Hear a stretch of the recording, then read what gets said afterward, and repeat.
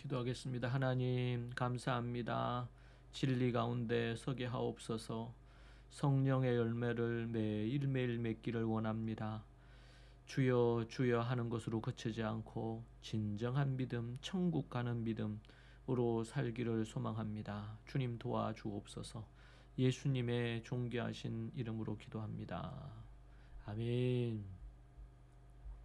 찬송가 86장 함께 찬양합니다.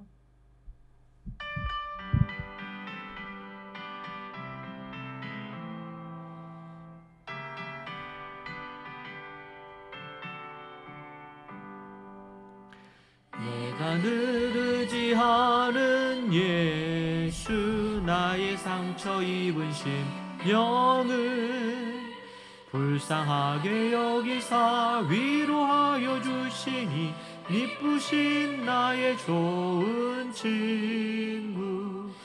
내가 의지하는 예수, 나의 사모하는 친구. 나의 기도 들으사 응답하여 주시니 미쁘신 나의 좋은 친구. 의지하고 살 때 나를 해할 자가 없도다. 주님 나의 마음을 크게 위로하시니 미쁘신 나의 좋은 친구.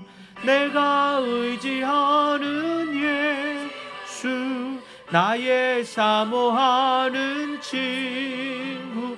나의 기도 들으사 응답하여 주시니 미쁘신 나의 좋은 친구.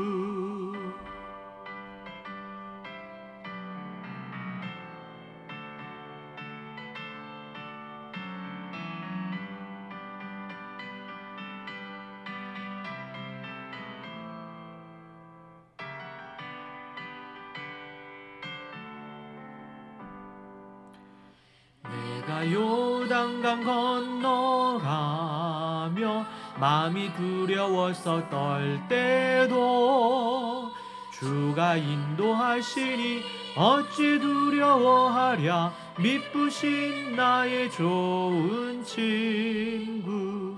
내가 의지하는 예수, 나의 사모하는 친구.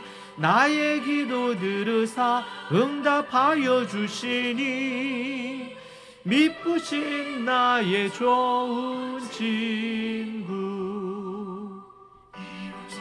그게 올라가서 모든 성도들과 다 함께 우리들을 구하신 주를 찬양하리라. 미쁘신 나의 좋은 친구.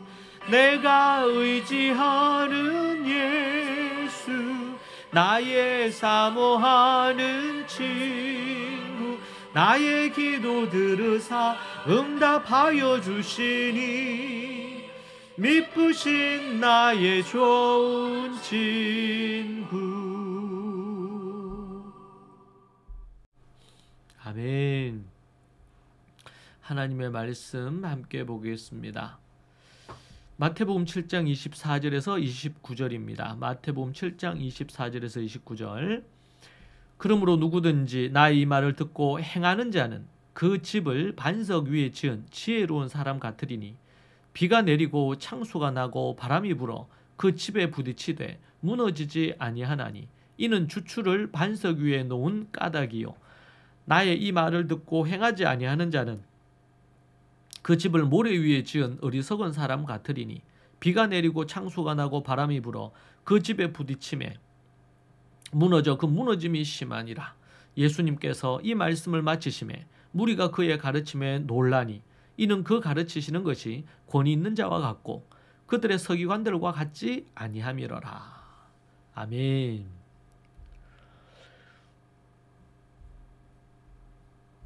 오늘 본문에서는 예수님이 산 위에서 많은 것을 가르치신 후에 가장 중요한 교훈을 전달하고 있는 말씀입니다.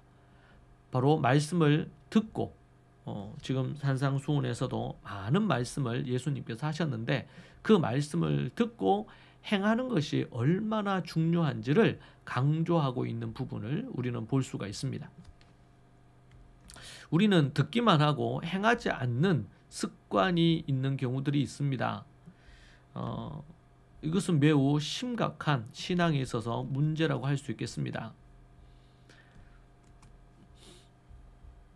오늘 그 부분에 대해서 예수님이 강조합니다. 우리가 하나님의 말씀을 배우는 이유는 단순히 지식을 얻기 위함이 아닙니다. 이 말씀들을 우리의 삶에 적용하여 흔들리지 않는 굳건한 삶을 살기 위함입니다. 진정으로 예수님의 가르침을 따르는 것은 어떤 결과를 가져올까요? 예수님은 말씀을 듣고 행하는 사람을 반석 위에 집을 지은 지혜로운 사람이라고 비유하십니다. 반석 위에 집을 지으면 아무리 비바람이 몰아쳐도 굳건히 설 수가 있습니다. 반면 말씀을 듣고도 행하지 않는 사람은 모래 위에 집을 지은 어리석은 사람과 같습니다. 모래 위에 지은 집은 작은 시련에도 쉽게 무너지기 마련입니다. 바람이 불면 쉽게 무너지겠죠.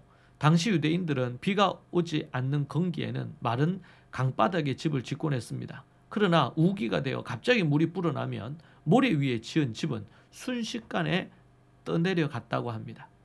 우리의 삶도 이와 같습니다. 신앙생활을 하면서 말씀을 많이 듣고 배우지만 그것을 삶 속에서 실천하지 않으면 마치 모래 위에 지은 집처럼 위기가 왔을 때 속절없이 무너질 수 있습니다.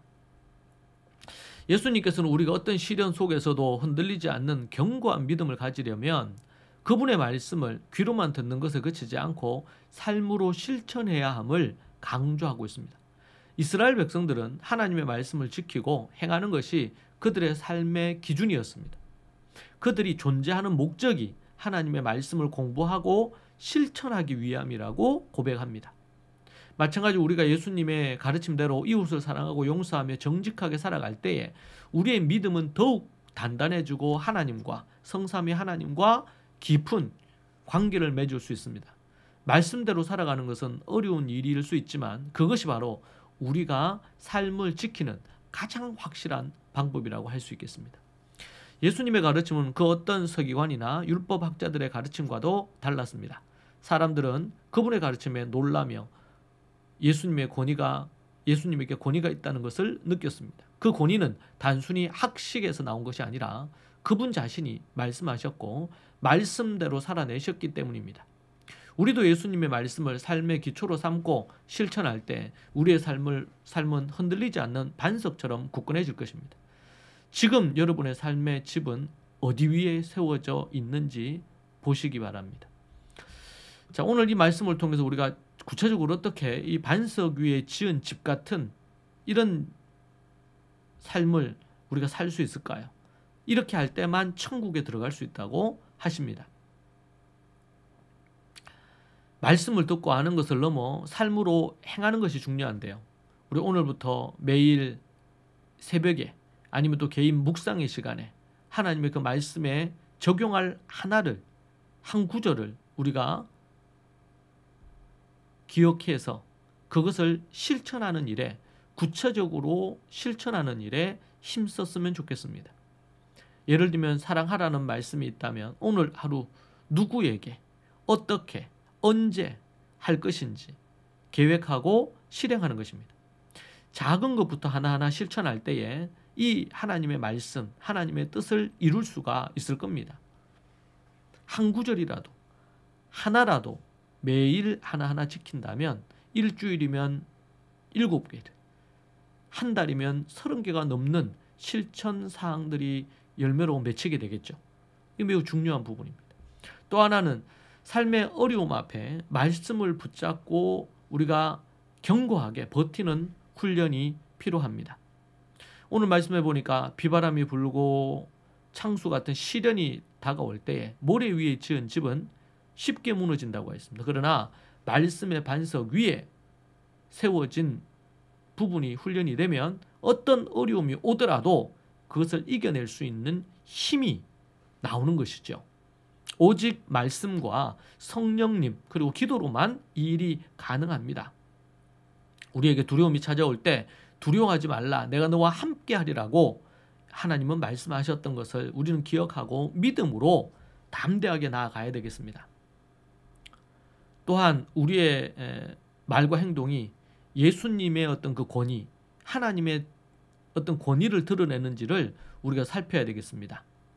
우리의 말하는 것, 행동하는 것이 하나님의 그 말씀, 예수님의 어떤 가르침에 우리가 영향 아래에 우리가 행동하는지, 그것과 상관없이 내 마음대로 하는지를 분별하는 것이죠.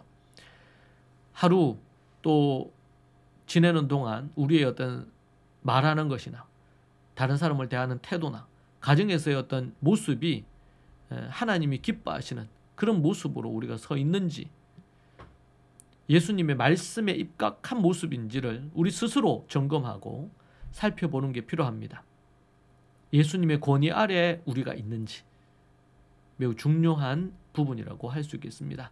여러분의 삶 가운데 그러한 열매가, 예수 그리스도의 그 권위 아래에 머무는 그 열매가 있기를 원합니다. 기도합시다. 하나님 감사합니다.